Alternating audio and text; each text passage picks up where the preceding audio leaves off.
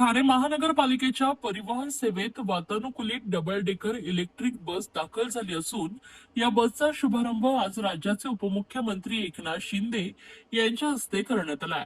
या double decker बसमुळे ठाणेकरांचा प्रवास अधिक सुखकर, आरामदायी होणार असून ही बस आपली स्वतःची आहे असं समजून तिची काळजी घ्यावी असंही उपमुख्यमंत्री शिंदे यांनी नमूद केलंय.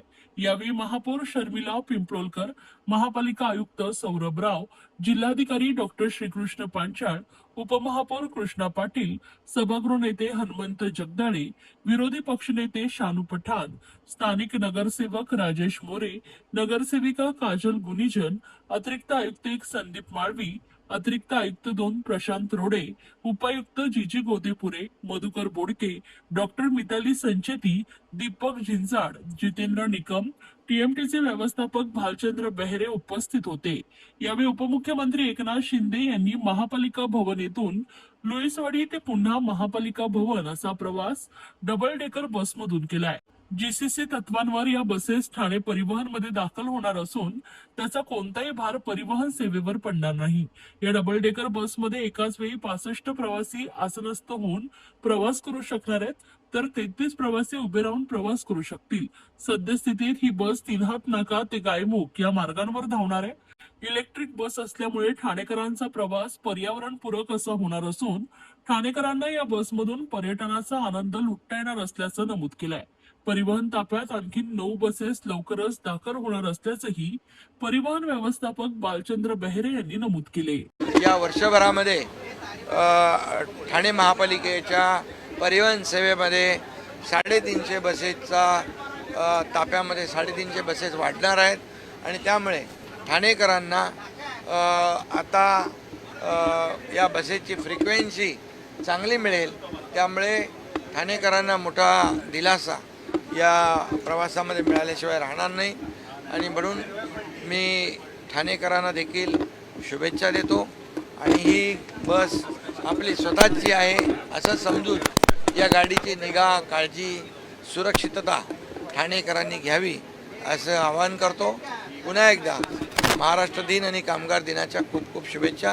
हे जीसीसी पद्धतीवर असल्यामुळे महापालिकेला कोणताही यामध्ये स्वतःचे पैसे खर्च करावे लागणार नाहीत, हे वैशिष्ट्य आहे.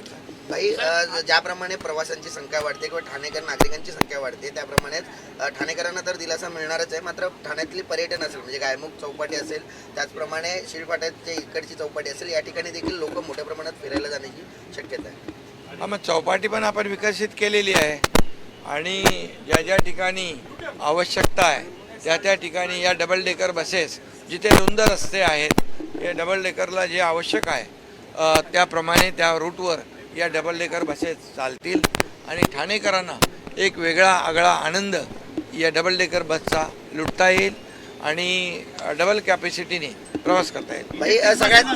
प्रदूषणाला आळा बसणार आहे. ही इलेक्ट्रिक व्हेकल असल्यामुळे प्रदूषण 0 प्रदूषण आहे आणि खरं म्हणजे आता आपण EV-कडे चाललेलो आहे आणि ठाण्यामध्ये 10+10 20 इलेक्ट्रिक व्हेकल डबल डेकर आणि इतर ज्या गाड्या आहेत त्या पण मोठ्या प्रमाणावर इलेक्ट्रिक व्हेकल्स आपण घेतोय. त्यामुळे प्रदूषणमुक्त ठाणे यामध्ये याला हातभार लागेल. बाई, तिकीट दराची एक मोठी हे असते की प्रवाशांमध्ये उत्सुकता असते की तिकीट दर वाढणार आहेत की त्याच तिकीट दरामध्ये या बसने प्रवास. तिकीट दर वाढणार नाही आणि वाढवणार नाही. पत्रकारांसाठी मोफत आहे. भाई, आज स्वगणनेला देखील स्वगणनेला पण सुरुवात झाली. त्याचा शुभारंभ मी करून आलोय. माझी स्वतःची स्वगणना मी करून आलेलो. त्यामुळे नागरिकांनी स्वगणनेमध्ये सहकार्य करावं आणि प्रशासनाला मदत करावी. स्वगणना ही अत्यंत आवश्यक आहे आणि त्यामुळे सगळ्यांनी सहकार्य करावं असं अपील करतो. चला, ओके.